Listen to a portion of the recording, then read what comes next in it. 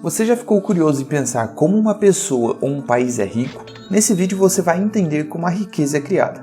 Então, fica até o final e já aproveita e deixa aquele like e se inscreve no canal. Eu me chamo Edwards Miranda e seja muito bem-vindo ao Sem Economiquez. Aqui você aprende economia de forma fácil e levemente descontraída. Quando vemos a situação de pobreza no mundo e logo depois vemos pessoas ricas e até mesmo países ricos, é inevitável pensar: mas como as pessoas ficam ricas? Todos os edifícios, carros e máquinas, ou mesmo ferramentas básicas como facas, martelos e pás, desapareceram do mundo. Como seria a economia se tivéssemos que fazer todo o trabalho com as nossas próprias mãos? Este é o enredo em que o herói dessa história viveu. Em uma ilha remota havia um pescador. Talvez pescador seja dar crédito demais para ele, porque em um mundo sem ferramentas, sua luta pela sobrevivência era pular no mar e fazer tentativas desesperadas de pegar peixes com as próprias mãos. E vou te contar, não era uma tarefa fácil. Todo esse esforço resultou na captura de apenas um peixe por dia. O que ele precisava para sobreviver? Uma noite, totalmente molhado, com os olhos ardendo de tanta água salgada, ele estava deitado na praia, olhando as estrelas, pensando em como ele poderia melhorar a sua vida. Então, ele teve uma ideia brilhante. Se eu pudesse estender o alcance da minha mão, poderia observar os peixes de cima da água. Eles não se assustariam comigo e provavelmente eu pegue mais peixes. Bem, ele decidiu que pela manhã não iria mais pescar. Em vez disso, ele dedicaria esse dia inteiro para implementar seu plano. Ele procurou na floresta um galho forte e reto, que com grande esforço conseguiu quebrar. Então, com uma concha afiada que ele encontrou na areia da praia, ele tentou afiar a ponta do bastão, o que demorou muitas horas. Depois de muito trabalho naquela noite, ele caiu na areia exausto de fome. Ele não comeu naquele dia, mas ele estava feliz porque em sua imaginação ele já estava sentado em uma pilha de peixes capturado com a ajuda da sua nova invenção. Adormecendo, ele decidiu chamar sua invenção de lança. De manhã, motivado, ele agarrou a lança e começou a trabalhar logo cedo. A água salgada não inundou seus olhos e a ponta da lança foi mais eficaz do que as suas mãos. Logo, ele conseguiu pegar 2 peixes naquele dia. Bem, ainda não era um monte de peixes, mas a economia da ilha cresceu 100% nesse ponto. Mais importante ainda, abriu para ele novas possibilidades. Agora, ele pode pescar a cada 2 dias, consumindo a sua captura do dia anterior. Ou ele também pode pescar todos os dias, como antes, e conservar o excesso de peixes e armazenar para momentos piores. Uma outra opção era usar o tempo livre para implementar novas ideias, para aumentar a capacidade produtiva da ilha. Isso ia resultar em um aumento de riqueza e na expansão do tamanho da economia da ilha. Nessa história, chegamos a um princípio econômico simples. A riqueza é criada por meio de autossacrifício e do risco.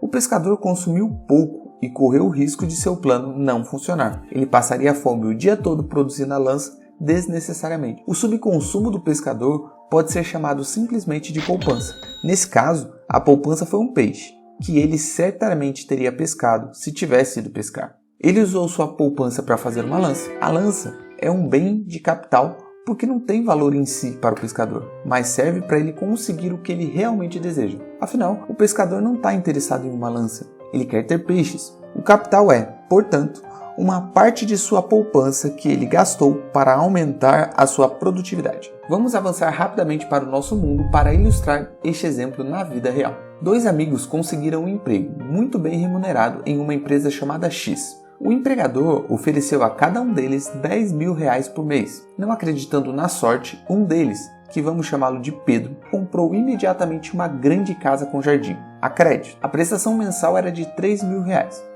Ele também comprou um carro de luxo, também a crédito, pelo qual pagou R$2.000 por mês. As contas do apartamento, o custo do uso do carro, a contratação de um jardineiro e a sua faxineira somavam outros R$2.000. Pedro gastava o resto comendo em restaurantes chiques e saindo com seus amigos, que, surpreendentemente, se tornou mais numerosos depois de que ele conseguiu um novo trabalho. No final do mês, ele não tinha mais dinheiro em sua conta, mas um novo mês começaria. Enquanto isso, seu colega Bruno conhecia a história do pescador, que era contada em sua família há gerações. Depois de conseguir um emprego, ele alugou um apartamento de tamanho médio, pelo qual pagou R$1.500, porque ele achou que atualmente os apartamentos eram muito caros para comprar. Então ele decidiu esperar por uma oportunidade melhor. Seu custo mensal para o metrô custava R$100. As outras contas do apartamento somavam R$400. Bruno também gostava de jantar em restaurantes e encontrar seus amigos, mas decidiu que isso era apenas para o seu entretenimento e que ele não gastaria mais do que R$500 por mês. Quase todos os dias ele fazia as refeições em casa, tentando não desperdiçar, o que lhe custava outros R$500. Dessa forma, Bruno poderia economizar R$7.000 por mês. Anos se passaram e Pedro estava rindo de Bruno. Ele costumava dizer a ele: "E aí, como é que tá seu carro?" "Ah, desculpa, eu esqueci que você ainda usa o metrô." A verdade é que Bruno ficava bem chateado, porque ele também sonhava com uma casa grande, com um jardim, um carro luxuoso. O bom senso prevaleceu sobre os caprichos dele. Ele investiu a sua poupança em vários projetos. Ele abriu uma pequena loja na área onde contratou um funcionário. Depois de pagar por todos os custos, seu lucro chegou a R$1.000 por mês. Mesmo assim, ele não aumentou seus gastos. Depois de algum tempo, ele abriu um restaurante, do qual obteve um lucro de R$2.000 por mês. Mais tarde, ele comprou um pequeno imóvel, parcialmente alugado, e ele o alugou para várias empresas como um espaço de escritório. Seus ganhos, após o pagamento do empréstimo,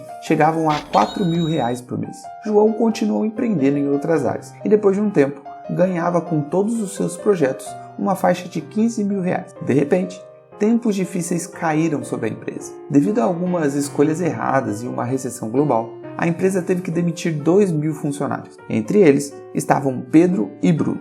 Bruno sofreu um leve arranhão em sua honra, até porque ninguém gosta de ser demitido. Mas fora isso, ele não se importava muito com a situação. Ele tinha uma renda do valor de R$15.000 por mês dos seus investimentos e uma grande poupança para emergência. Pedro, por sua vez, entrou em pânico. O banco exigiu o pagamento do empréstimo, que Pedro só conseguiu pagar a metade enquanto estava empregado. Os amigos o convidaram para sair na primeira semana, mas quando viram que Pedro estava com problemas financeiros, os convites começaram a desaparecer rapidamente. Pedro pediu dinheiro emprestado à família para sobreviver enquanto procurava outro emprego, mas durante a crise econômica, ninguém quis aceitar, e obviamente nem pagando o mesmo que ele recebia antes. Por fim, Pedro decidiu vender a casa e o carro por não conseguir fazer os pagamentos mínimos. O valor do carro, embora esse estivesse em perfeitas condições, caiu drasticamente. Afinal, ninguém queria comprá-lo, para não contrair novas dívidas num momento tão incerto. A casa perdeu o valor porque Pedro a comprou em um momento de grande prosperidade e alta disponibilidade de crédito barato, o que elevou os preços dos imóveis na época. Por fim, vendendo a casa e o carro, ele quitaria o empréstimo, mas não sobraria nada. E isso não resolveria o seu problema por completo, já que ele precisaria de dinheiro imediatamente para o próprio sustento. Depois de alguns dias, Pedro ligou para Bruno para oferecer o seu carro e a sua casa.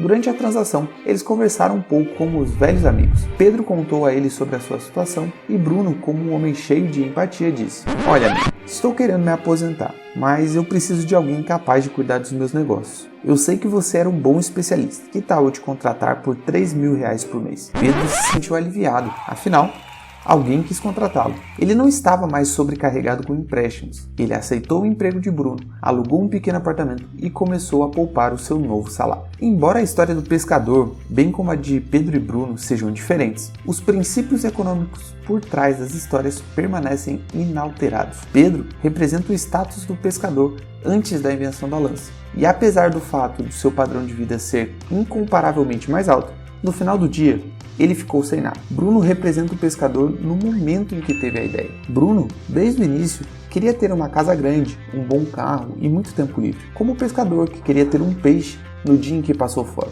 Ambos, entretanto, abriram mão dessas coisas no presente para melhorar a sua vida no futuro.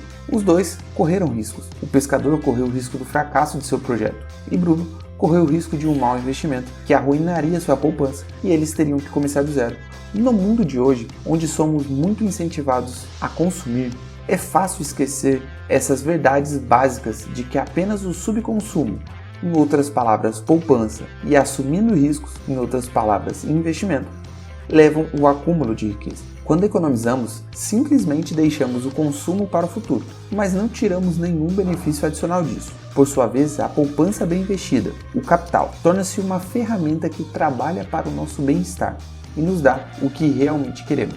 Isso serve para você como pessoa e para países de forma geral. Riqueza se forma com alto sacrifício e investimentos. Me responde aí, com qual dessas a sua vida se parece mais? Com a de Pedro ou a de Bruno? Não se esqueça de se inscrever no canal e compartilhar esse vídeo com o máximo de pessoas que você quer que tenham uma vida rica. Vejo você no próximo vídeo. Ele já deve estar aparecendo aí para você. Aquele abraço e valeu!